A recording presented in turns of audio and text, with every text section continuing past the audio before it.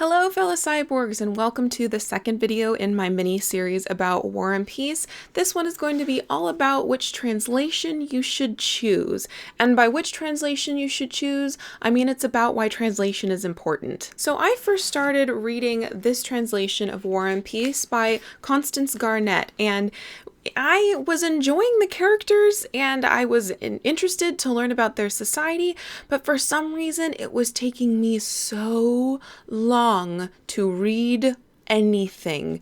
And I eventually realized perhaps the translation is the culprit. So I went to the bookstore and I picked up this translation. I read a few passages and said, oh yeah, that's a lot easier. And I finished reading this copy, which is translated by Richard Pevear and Larissa Volkonsky. Now, I've always known in an academic theoretical point of view why translation is important, but I've never encountered in my life actually seeing the difference in translation.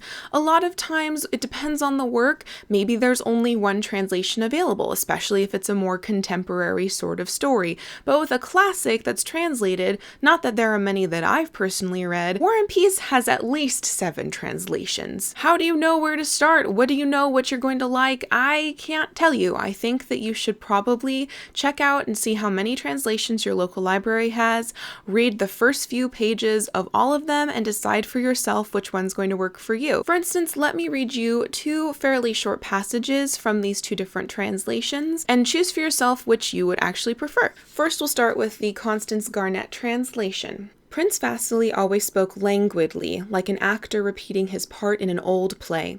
Anna Pavlovna Scherer, in spite of her 40 years, was, on the contrary, brimming over with excitement and impulsiveness. To be enthusiastic had become her pose in society, and at times, even when she had indeed no inclination to be so, she was enthusiastic so as not to disappoint the expectations of those who knew her.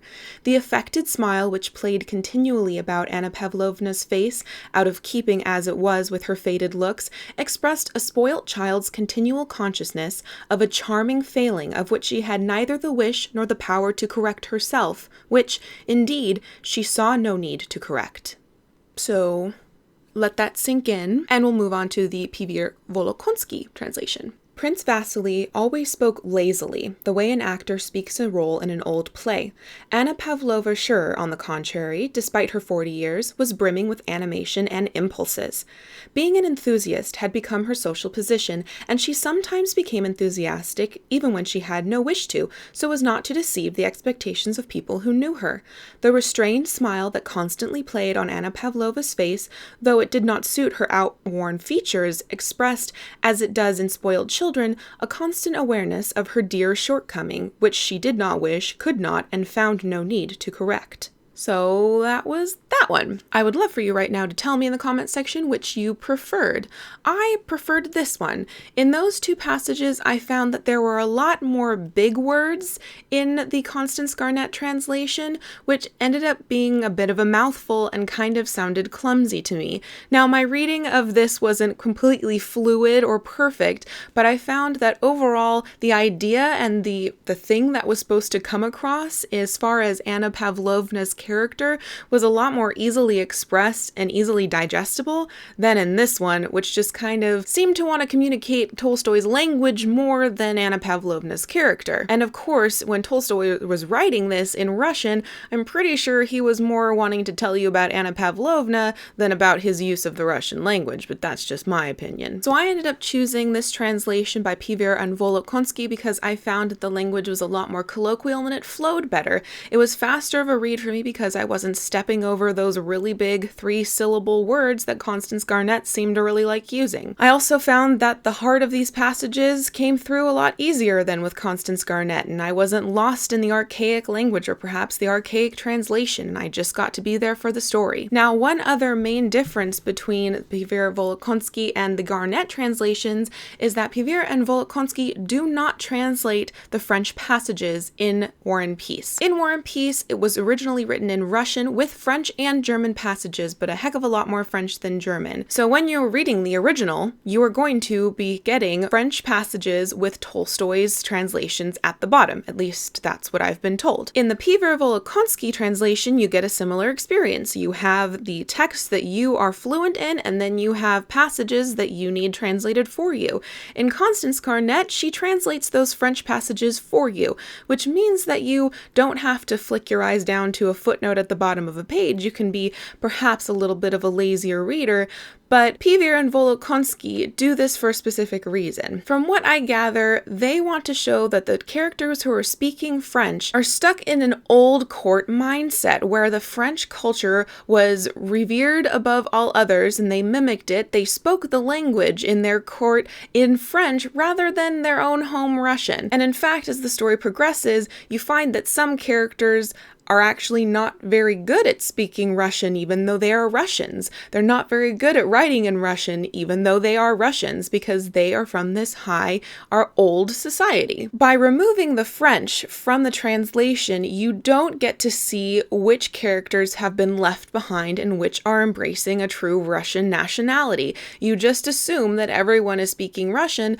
unless Constance Garnett says, oh, by the way, that line he just said, he said it in French, which she does occasionally. So you have to make up your mind whether those sorts of details is important to you, or you would just rather not have to bother with another second language that you don't know how to speak. Finally, I wanted to read a bit of a passage from the introduction in here, which is from Richard Pivier, who is one of the translators, and he's talking about his translation with Volokonsky and some of the decisions that they made. Clumsiness and simplesse apart, no English version of War and Peace has succeeded in conveying the power, balance, rhythm, and above all the repetitiveness of the original. Perhaps it is repetition which is the most characteristic single feature of Tolstoy's prose style. That was a quote from R.H. Christian, and then Pivier says, he illustrates his point with two passages, the second of which in our translation reads as follows, ... thought Prince Andrei, waiting among many significant and insignificant persons in Count Arachiv's anteroom. During his service, mostly as an adjutant, Prince Andrei had seen many anterooms of significant persons, and the differing characters of these anterooms were very clear to him. Count Arachiv's anteroom had a completely special character. The insignificant persons waiting in line for an audience in Count Arachiv's anteroom... Without mentioning the parallel play on significant and insignificant persons, Christian notes that the Russian word priemnaya, anteroom, recurs 5 times in as many lines, and that the Maud translation of 1927 glosses over that fact by omitting the word once and using 3 different words for the rest. I will add that in Anne Dunnigan's translation of 1968, the repetitions are treated in exactly the same way as in Maud's. That Anthony Briggs, in his 2005 version, omits the repeated word twice and varies it twice, while Constance Garnett of 1904 omits it once, but otherwise keeps the repetitions. This passage is a fairly restrained example of what I have called Tolstoy's signature style, but it does illustrate how the balance and rhythm of his prose depend on repetition. These qualities are lost when the general principle of avoiding repetitions is mechanically applied to. So in essence, Pivier is saying that translators are told that you don't want to repeat the same word over and over again because it, kind of gets boring and repetitious, but that was a key feature of Tolstoy's prose, and by some of these other translations eliminating those repetitions, they are in fact eliminating some of Tolstoy's style. So that's just one baby example of all of the intricacies that go into translation, and it's something you need to consider when you are picking a translation. Now, I don't know that Pivier and Volokonsky went out for their translation to be the truest to capture Tolstoy's style or what their overall impression was, but it's definitely something you need to keep in mind. You need to look into what the translator was trying to do. Are they trying to preserve the prose style? Are they trying to make it as fluently English as possible? Or are they trying to preserve the rhythm in Russian? Who knows? You will, if you research it. Anyway, those are some things I want you to consider when you are choosing a translation of any work in the future, or you're just pondering on translation and all of its intricacies. It's something that I haven't really thought of as deeply as now, and I have a complete new and utter appreciation of translators and translations, and how really hard it is. So anyway, please let me know in the comments down below what your favorite translation of War and Peace is, if you have an opinion, or if you have a favorite translated work. I would always love more recommendations, as you know. Otherwise, thank you for watching, and until next time, continue to be lovely.